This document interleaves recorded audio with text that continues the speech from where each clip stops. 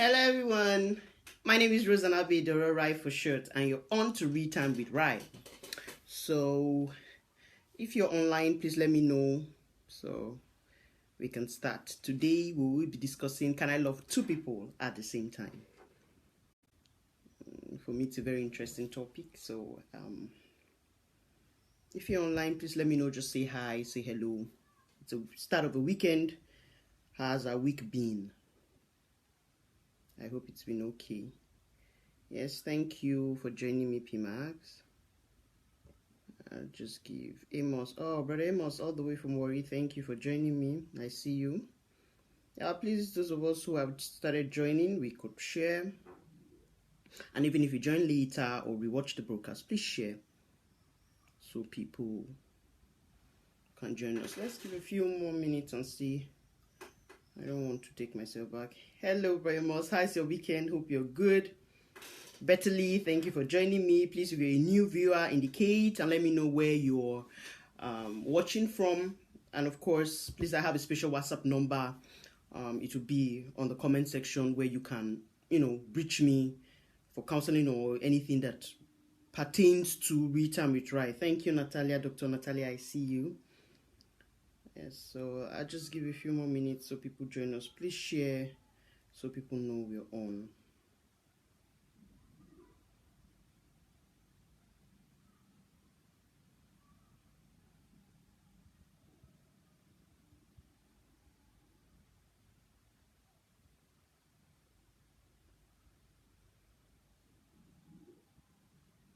Natalia, how was your day? I was trying to share something, I'm sorry.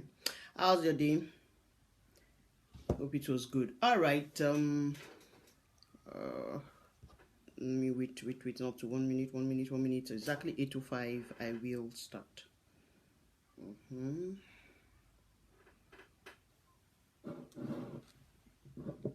Please let me know where you're watching from if you're a new viewer.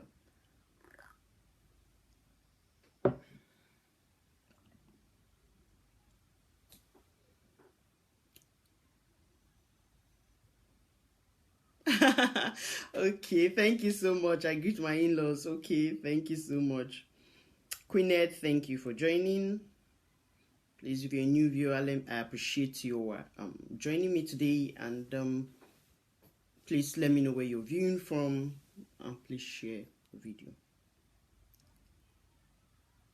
All right, we're done. It's 8:05. Oh, okay. Adebayo Mary, Dr. Adebayo, thank you for joining me. I guess this is Nigeria, all the way from Nigeria. Thank you. All right, so we'll be starting. Can you love two people at the same time? Please, I want this to be engaging, so let me know your thoughts. There was a poll that was up on the page. If you participated or took part in that poll, thank you so much. And it's my dear was fine. You're looking very nice. Oh, thank you, Natalia. So if you voted, thank you so much. Oh, Hen, thank you for joining me. I see you. So I appreciate all those who participated in the poll. Now, can you love two people at the same time? Let me see your answers, what you think. If you couldn't vote, you could put it down here. I want this to be engaging. Now, the last time I told us that love is, I would talk it at the end. I will let you, maybe if you're listening attentively, you know where I am tilting to. Yeah, so the last time I defined love as, the dictionary actually defined love as a strong feeling of affection. Dr. Oyeni, thank you for joining me. Latest doctor in town, I see you. Yeah, so love was defined as a strong feeling or affection. Now, is it possible to love more than one person at the same time? Let's go, before I answer that, let's go to the Bible. Of course, I'm unapologetically a believer. Yes, I understand that I may have people who watch this who are atheists and the rest, or who belong to another religion. I would only tell you based on my belief. Yes, so if you will go with me to 1 Kings 11, just a quick, especially for those who, based on my answer, will be like, oh, the Bible. So let's go to the Bible. 1 Kings 11. But 1 Kings 11 verse 1, let me just give us, a bit of time, a few seconds for us to get there. All right, so 1 Kings 11, if you're a Christian, so please open. 1 Kings 11 verse 1 says, but King Solomon loved many strange women. I'm using an electronic version of the King James Bible. Yeah, so but King Solomon loved many strange women, together with the daughter of Pharaoh. The daughter of Pharaoh actually was his first wife, the wife that was given to him. Yes, Mikdad Joshua, thank you for Jason, thank you for joining me. Yeah, so 1 Kings 11 verse 1 says, but King Solomon loved many strange women, together with the daughter of Pharaoh, women of Moabites, Ammonites, Edomites, Zidonites, and Hittites. That's like everywhere. So many women. Okay? Yeah. And verse 2 says, of the nation concerning which the Lord said unto the children of Israel, ye shall not go into them, neither shall they come in unto you, for surely they will turn away your heart from the God. Solomon clave unto this in love. All the other parts I read, it's not my focus. My focus is that he loved so many women, and in verse 2 now, he clave unto these same people that he loved. And verse 4, let's jump to verse 4 where, my focus is now. Verse 4 says, George Asante, thank you for joining. Verse 4 says, for it came to pass when Solomon was old that his wives turned away. He said, okay, no, I'm not looking. I'm looking for where the number. Let's go down.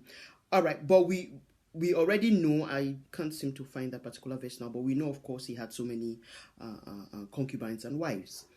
Nobe, thank you for joining me. He had so many concubines and so many wives. Yes. So here the Bible is telling us that, and in 1 Kings chapter 10, the chapter before this one, we saw how Queen of Sheba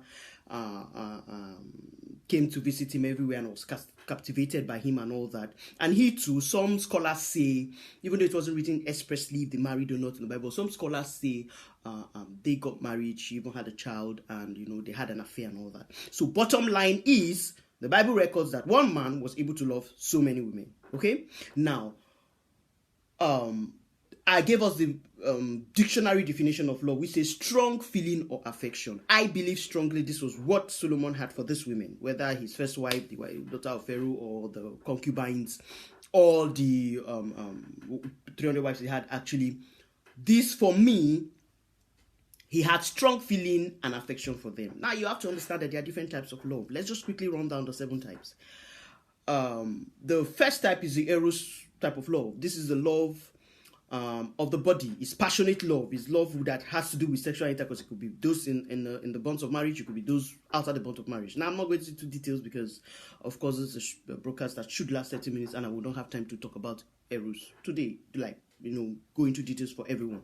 Yes, the second is philia, which is like a brotherly love. Okay, the love you have for your very good friend, or the love you have for your younger ones, or other ones. And then, of course, you have storage love, which is the love you have for a child, like the love I have for Miroslav, for example. Yes, that is it. Then agape is the love, of course, that you have for your God, and if you're a religious person, and that God has for you is like the purest form of love, is a selfless love, and so that's why it's called agape love. Then he gives, thank you for joining me. Now, we also have another type of love called ludus, L-U-D-U-S. Yes, this is a playful, flirtatious type of love. Actually, this is the love you find around teenagers. You find around these days, actually. It's flirtatious, uncommitted, nothing serious. Some people in social circles call it, I have an understanding with this person and all that. There's nothing really serious. The person knows there's nothing really serious, but you guys get down, get sexual and all that.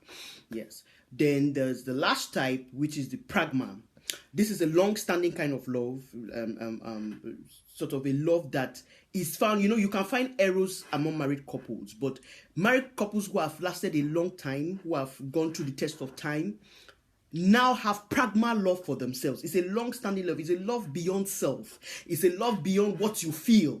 I told you dictionary meaning, let's keep that in mind. It's a strong feeling or of affection for someone. Florence, thank you for joining me. So, and I told you that the 1 Kings 11, King Solomon loved plenty people, almost 1,000 plus, because there were 1,000 recorded plus the Queen of Sheba that came. So you can say 1,001 women. Okay, fine. That, to me, that is the kind of love he had for them. Strong feeling and affection, yes. Who could encompass all these eros and the rest, because, of course, he had sexual relationship with them. It's stated in the Bible, in the 1 Kings, and in Song of Solomon. Yeah, so pragma is the love that, stands the test of time, is a long-standing love, is a love between people who are binded and committed. Now, I gave us a definition of my love in the previous video. If you haven't watched it, please go to a page and you see where I try to explain love and infatuation. Now, love is a choice. In as much as you have strong feeling and affection for someone, but it goes beyond that. It goes to you, Lawrence, thank you for joining me. It goes to you now choosing this person to be and committing to this person. So now, can you love two people at the same time? Even from the Bible, yes, you can love two people at the same time. But can you now be committed to two people at the same time? You cannot be committed to two people at the same time. What is commitment? Let us take the two definitions of commitment in the dictionary. The first says is a state or quality of being dedicated to a cause. You're dedicated to a cause. Or the second, which is I would take for based on our topic of discussion now, it's an engagement or obligation that restricts freedom or action. That's why you find a lot of girls say, the guy is afraid of committing, he doesn't want to propose and all that. That is because he knows he will be restricted. He may have strong feelings. Now, let's not get it twisted. Whether male, whether female, you can find someone or you can see people. Of course, we see human beings, we see people who are either preacher than our spouses or have one quality we admire, that may or may not be in our spouses. So we can have that strong feeling, for them. But you cannot now be committed to them at the same time. No. You can actually have this strong feeling or even lust. If we go there, of course, this is not lust. Lust is when you just want to sleep with a person. Yes, of course, you can have that kind of feeling to sleep with 1,001 people. Fine, like Solomon did. But that is having strong affection. Let's not mistake it. The one that binds people in marriage, according to what Matthew 19 says, it binds you in marriage is that you have decided, to be with this person. And that's why the Bible says, what they have joined together, let nobody put us under, because it is a decision. You are now committed to this person. So when you start saying you are in love with more than one person, that's possible when you're judging based on just feelings. You're judging based on just the strong emotions or affections you have for that person. It's possible. So thank you for joining me. But when it comes to being committed, when it comes to being chosen, you see, and now how do you know that you are committed to this person or this person is committed to you? And that's my own definition of love. Love is when I've chosen you among the rest, irrespective of the feeling I may have for some other people. I have chosen you to be with you, and I am now also committed to you. That's my definition of love. Because if we go with just the dictionary definition of love of strong feelings, you could have strong feelings for different set of people, depending, especially if maybe the person you have even chosen to be committed with is not acting right. It's possible that you can start having certain if you don't guide it, if you don't watch it. So being committed is a concept like the dictionary defined. It restricts you. It's not like you cannot do it. It's not like you cannot go ahead to start doing something else with some other person. But because of the commitment you have with this person, because of the fact that you have chosen this person above every other person, it restricts you, and you now respect that relationship. So how do you know, and there are even other types of love apart from this that I mentioned. You have tough love, of course, where these other ones I'm trying to mention now can be found in any of those ones I mentioned earlier. Tough love where, of course, you hold the person accountable. This one usually happens among maybe key organizations or, among maybe siblings, where you want a sibling to, act well or behave right. And you have, of course, obsessive love, which is dangerous, where the person becomes obsessed with you and all that. But I'm talking of a love that is pure, that is, people are committed to each other and have chosen to be with each other. You can't be committed to two people. But it's possible to have strong feelings or to have an affection for more than one person, realistically speaking. And even from the Bible, it was recorded, King Solomon loved the 101 women. Yeah, so how do I now know that, I'm committed to this person or this person is committed to me? The person won't give me a reason to doubt that I am the chosen one. When a man or a lady puts you in a position where you have to fight for them or where you have to compete with someone else, that person just has strong feeling for you, probably, and maybe he's lost in, or maybe he's eros love, but it's not committed to you. If you're committed to it, from even the dictionary definition, it's a cause. You are making sure that this works. You're making sure that this, relationship or whatever it is you have with this person would stand the test of time. And I believe that if most people understood that it's not just about what I feel. Chris, thank you for joining me. It's not just about what I feel. It's not just about what happens during sexual intercourse. It's not just, how I have butterflies in my tummy. It's not just about the things he or she does. But it's about the fact that I am willing, above everyone else to stick with this person, to be committed to this person. I think a lot of problems in relationship will reduce, a lot of divorces will reduce, because you will understand that it's not the fact that I cannot find a perfect person out there. It's not the fact that I cannot find someone who is maybe more beautiful or more handsome out there, but it's a decision I have made. So that is what true love is. You have decided to be with this person and you are committed to this cause. You are committed to that relationship working. You're committed to that marriage working. That's what, genuine love is, that lasts and gets to the pragma type of love, which stands the test of time, where you sacrifice for each other, where you weather storms together. That is the kind of love that we need in this age, which is lacking, that can keep relationships or marriages together. A lot of people just based on if we were sexually compatible, then that's it. Oh, okay, he's not stingy, he spends on me, so that's it. Oh, the lady is neat, she has sexy curves, that's it. All those things are superficial things. All those things are things that could, you could lose, you could go, she could add weight, he could add weight, different things could happen. Those are superficial things. Those shouldn't be the main consideration when trying to choose a partner, when trying to stick with somebody, when trying to know if this person is committed to you. What you should be looking at is, will this person, does this person value me enough not to put me in a position where I have to compete with someone else? Does this person value me enough to be able to fight for what we have? Does this person value me enough to be able to look past my flaws? Because definitely no one is perfect. I have flaws and the person definitely will have flaws. Does the person love me, is committed to me enough? Not love, because you see, it's relative. Most people, once they are having sexual intercourse with somebody, they turn it to be love. No. So is the person committed to me enough to stand by me, through thick and through thin? That is what we should be considering, because most relationships nowadays, they are devoid of commitment. People now go into marriages or into relationship with the fact that, okay, let me just try. If it doesn't work, I will find someone else. There's always someone else to tell me I look cute, I look fine, or something. You see, that's the problem. And during the poll, the guys were like, you can't love two people, while the ladies were like, you can.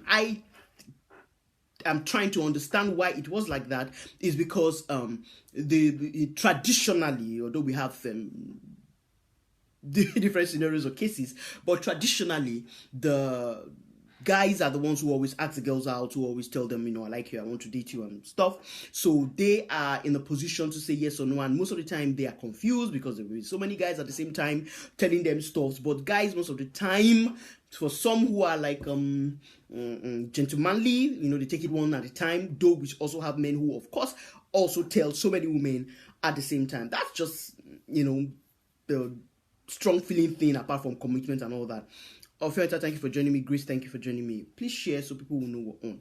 So at this junction, I would want to take your questions or hear from you what you think about loving two people. For me, if you're committed to someone, you can't be committed to another.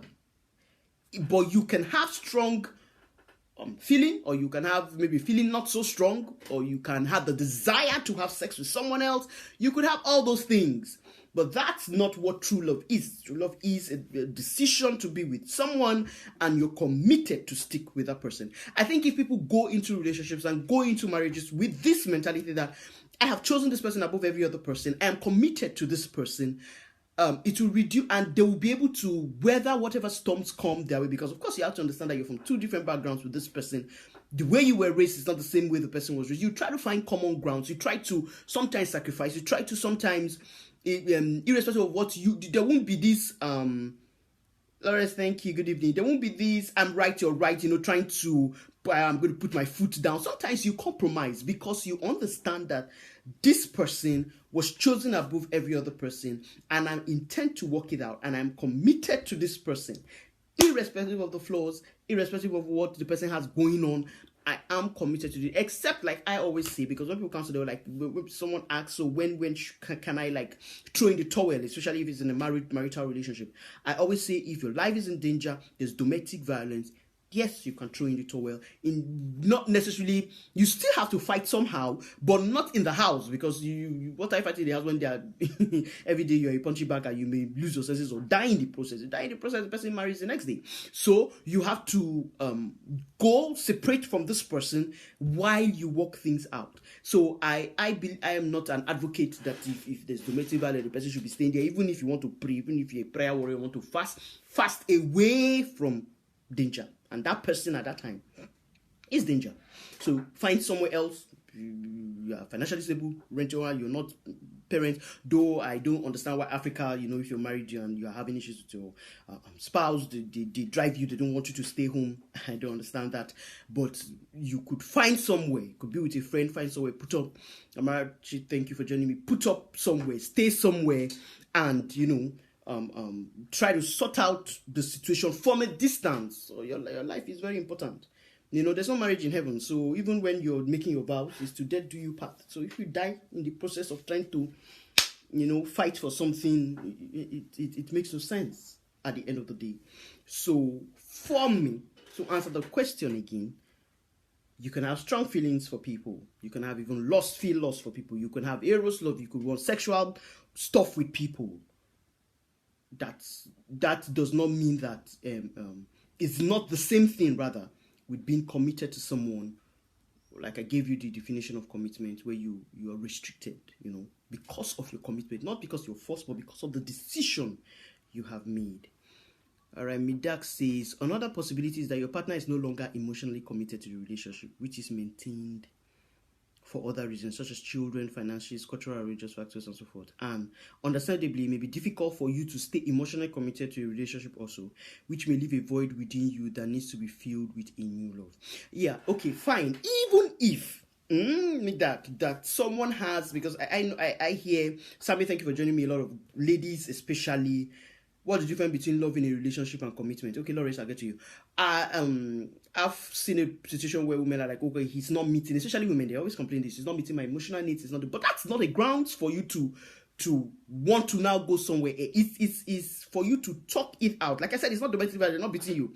Yes, emotionally, he's not fulfilling your emotional need, which of course, if, like I said, if the person, especially if it's in a marital relationship, understands what marriage is, the person will know that I owe this. It's a commitment I have made. I just didn't go into details because I'm not treating maybe dynamics of marriage or marriage and stuff. But it's a commitment I have made to ensure, that I meet this person's sexual needs, that I meet this person's emotional needs. Now, if a man, that I meet this person some, form of the person's financial needs. It's a commitment you have made to this person. So if one partner or party feels that there's an emotional disconnection, it happens sometimes. You see, I think I should treat the dynamic of marriage. It happens sometimes in marriages. You just feel disconnected. It's not because the person has done anything really, or it may be a series of things. It may be you guys are stressed out over things. That's why it's advisable once in a year. All relationship experts will tell you this. It's advisable once in a year. Take a break outside where you live. Take a vacation. If your children are grown up to the a level that they can be on their own, you go without them. It's a time, to rekindle, to, refuel. Someone said you have to fuel the fire. You have to fuel. So the time for you to see reasons why you're still committed with this person, why you're still with this person. Because if every time we feel an emotional disconnection, you can feel that emotional disconnection 20 times in your marital life. So does that mean now that you will leave and find 20 other love? You have to, it's a commitment. A commitment means I am ensuring, it's just like the way most people, let me give an example, most people were committed to their education. Like when I was in med school, I was committed to seeing myself finish. Irrespective, things happened along the line that could have made me stop. The death of my mom, a lot of different things happened. I could have said, okay, this is happening. I don't know how to, but I was committed to finishing. So I found means to finish. So if you're committed to something, you would work and ensure that thing, you would do everything within your power to ensure that emotional, of course, if there was an emotional connection once, it could come back. You could find a reason. Most of the time when there's an emotional disconnection, something is causing that emotional disconnection. Lawrence said, what is the difference between love in a relationship and commitment? I've just given the definition of love. Strong feeling.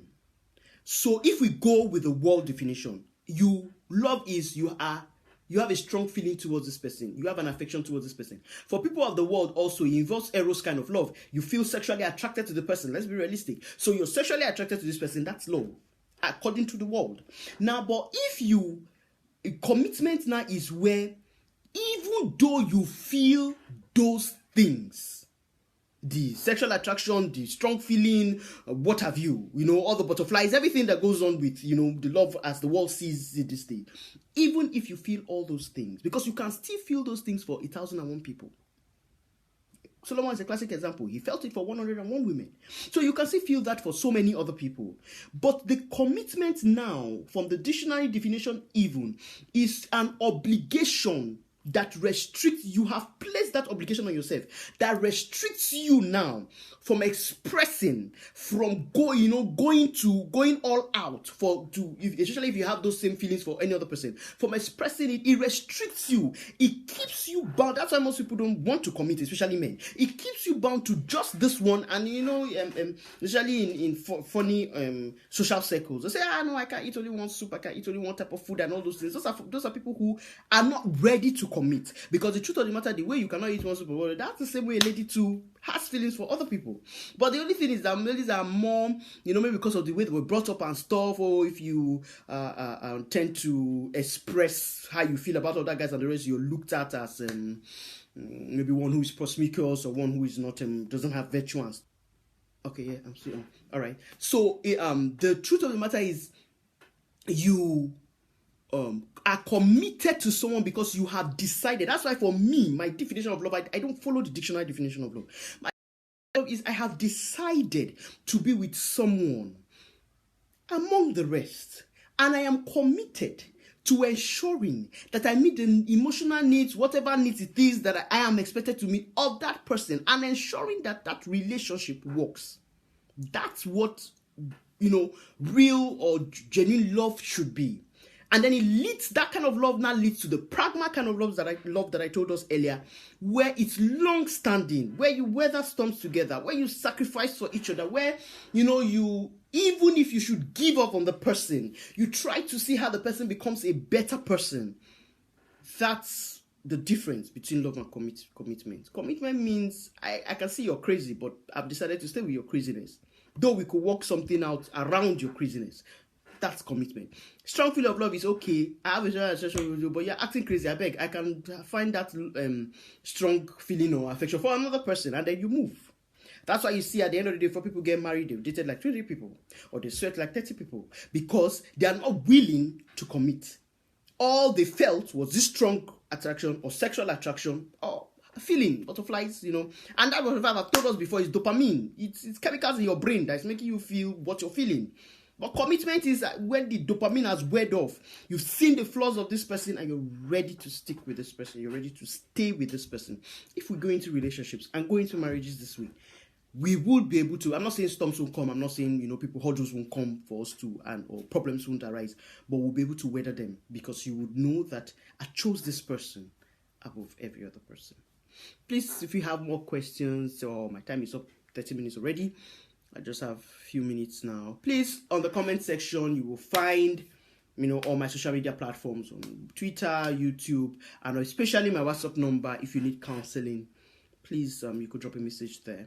Or if you need me to come speak in an engagement, in any of your speaking engagement in any of your programs, I'm available, and you could send those messages.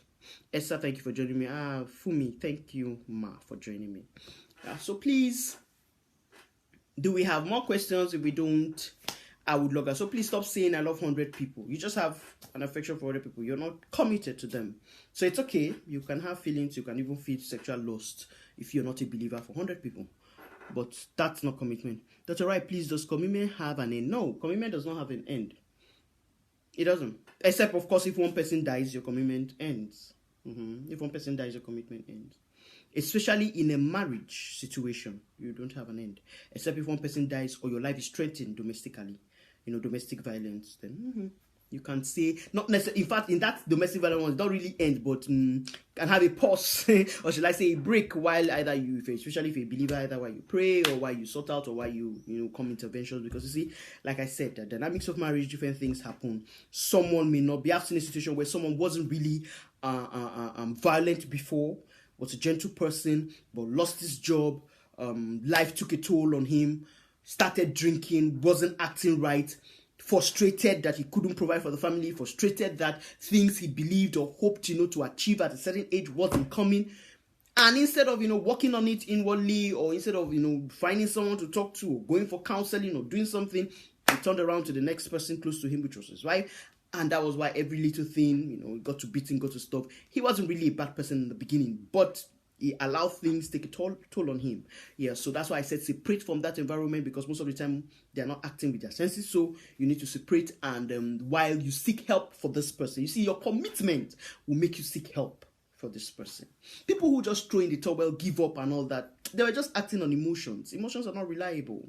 That's why after the dopamine effect, after the emotions, after the butterfly, after the whatever it is, after the money you have seen for ladies, whatever it is that is making you be with that person, you need to be committed to that person. To be committed means to fight for a cause, to believe for a cause, to restrict yourself. Not like you can't do the way others do, but you're restricting yourself because Mona, thank you for joining me. Please, is it wrong that some are committed to their dead partners, especially in an African setting? Well, biblically, now you see, you sometimes you have to separate. Maya, thank you for joining me. You have to separate culture from religion, or from biblical principles. Culturally, there are some cultures. Is it possible to seem committed when you are not? Lawrence, I will answer you. Mona, some cultures desire or determine, especially like in Nigeria, and I know you're Ghanaian, but in Nigeria, there are some cultures where if you were married before, especially as the lady, and funny enough, these cultures, especially in Africa, they don't affect men per se. So as a lady, you can't, if you had, even when your vow says to death do you part, that's just biblical. Because with Bible, in Bible, anybody, if one partner dies, you are free from that commitment, biblically. But culturally, there are some cultures who don't allow you to remarry. There are some cultures who would expect you to still stay married to the dead. So I think that depends on the culture. That's why there are lots of things that go in before people get married. They try to check if, certain cultures, because I know that in certain African settings, there are cultures, but the families don't participate or believe in such culture. They are enlightened and stuff. So you have to find out certain things, before you get joined or start committing to someone, or start, getting married to someone. Lawrence, is it possible to seem committed when you're not? If you're committed, really. But you can seem committed, maybe if that's what, especially for a guy, if that's what the lady wants, I had a friend who is a guy who used to tell me that, Doctor, please let me read this before he goes. I'll answer you, Lawrence. Doctor, please, what if you're committed but you know very well there's no way out and still love the partner? In this case, what do you do? What if you're committed but you know there's no way out? Francis, please just put down, when you say there's no way out, do you mean, you're welcome, Mona, do you mean you can't get married to this person, maybe for parental reasons or cultural reasons or stuff, or even health, maybe AS, you can't get, is that what you mean by, but you know very well there's no way out? Please clarify that before I answer you. Vivian Oyakeme, thank you for joining me. All right, please let's share for those who haven't, and if we can also, there's a button there you could check to invite your friends. Though I'm rounding up, address and questions, but they could benefit from the questions too. I was answering you, Lawrence. Most guys or ladies want a guy that's committed or seems committed. So you may not really be this commitment can be forced, though some ladies think they can force it. You can't be forced. You see, there's no amount of worship, there's no amount of sex, there's nothing you can really do to force a guy to be committed. The guy chooses to be committed. Same with a lady. I think every individual, you choose to be committed to someone. So you can seem to be committed if you're forced. If the person always wants you to say you're committed, or always is stressing. I know at some point in a relationship, you should ask where this relationship is going. But some ladies take it overboard. Every second, where are we heading to? Every second, you're talking marriage, maybe when the guy's mind isn't there yet, or he hasn't thought of it yet, you can, yes, because of pressure, appear to be committed. But inside you will know if you're committed or not. There's no gainsaying. Of course, you can deceive everybody, but you can't deceive yourself, actually. So inside you will know if you're committed or not. But of course, pressure and the need for acceptance can make people seem committed while they really aren't. Okay, Francis, like what you said. And secondly, maybe the partner is not interested. in the first place, when you go to want to have someone, let me take your last comment. Tell someone I want to date you or be in a relationship with you. I don't think, you should, at that moment, the initial time, there's commitment, actually. It's when the person has, responded, reciprocated, and the dopamine effect has weared off. That's when commitment actually comes. Commitment doesn't really come, say, first week, say, first day, say, first 2 days. Yeah, so but if it has to do, good evening, Vivian, thank you for joining me. If it has to do with, like what I said, maybe, okay, you're committed to this person, but during the course of your relationship, you found out that parental blessings probably won't be there. You found out that, okay, maybe health-wise or stuff. If it's parental blessings and stuff, I believe if you're truly committed, if you're believers, of course, so, like I said, you can't take the believer part out of me. I'm sorry, but I'm unapologetically Christian. Yeah, so if you're a believer, you pray and wait and try to make your parents see reason. Now, the only one that I would agree outrightly, and of course, that one a huge part of, because it's a decision, so you have to undecide. So a huge part of you, would be there for a long while. That's why you find that people don't, you find that it takes a longer period of time for some people to overcome breakup, and some other people, it's easier. It's based on the commitment level. It's based on whether they were committed in the first place. It's based on health-wise. Let's say AS. No, not necessarily even AS. SSSS. Let me use the extreme case. Genotype and all. So with that, it may... because you're looking now both of you will even make that decision, because you're now looking at the future. You're now looking at, okay, I don't want to bring kids that will suffer or stress and all that. Yes, you may not really still be committed to them, but it will take a long while to uncommit yourself. That's how strong commitment is, because your whole psyche, once you become committed, your whole psyche, everything tells you this is the person. So you view life through the lens of that person. You have built everything you want to do with that person, so it will be quite difficult. Yeah, please. Oh, I'm past my time. 1 more minute and I'm off. If you know.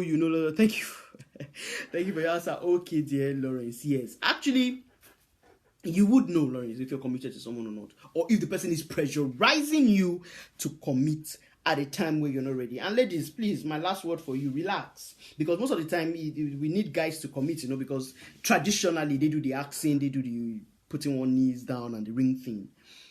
Relax. Let him come to the point where he wants to commit. He wants to take the relationship to another level, and he wants to be committed to you. Because you see, if he does that committing himself, if he comes to that point, that realization that this is it, she's the one, it will, except if I don't want to get too spiritual now, except if there's an attack and blah blah blah, or something significant really happens, that's when maybe that commitment will not be there. But if he truly does it himself, he will stick and be committed. Don't force him, don't coerce, don't manipulate. Yes, that's the word. Manipulate him into committing. Allow him, he will commit. All right, so thank you all for participating and for your answers. Some of you may have very personal questions that you don't want to share here on the comment section. It will be in the pinned comment. You will find the WhatsApp number. So please send me a message or inbox me right on the page, and I will respond. Thank you for joining me. Please share if you haven't. Bye.